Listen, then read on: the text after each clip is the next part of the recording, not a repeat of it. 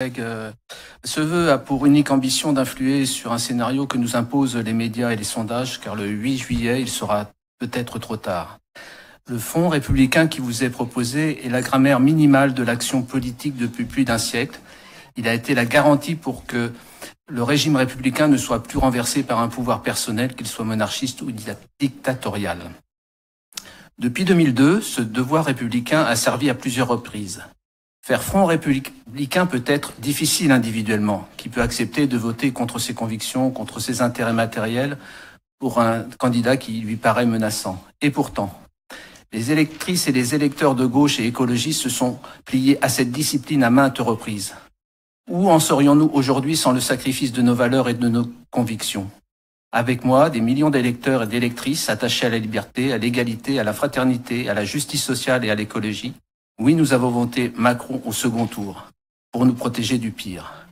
Pour vous protéger toutes et toutes du pire, il va sans dire que nos aspirations sont loin d'être prises en considération, bien que le président ait dit que votre vote m'engage.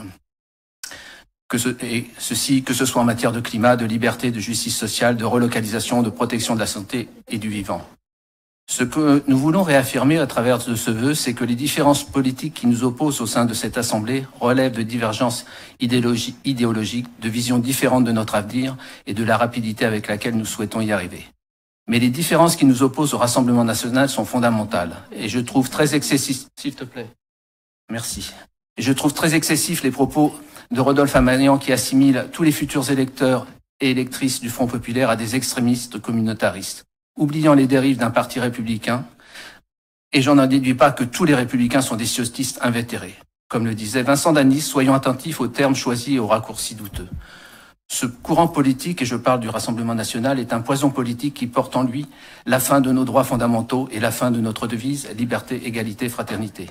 Il ne s'agit pas de faire la morale aux électeurs et aux électrices, mais de protéger notre bien commun qu'on appelle la République. Merci.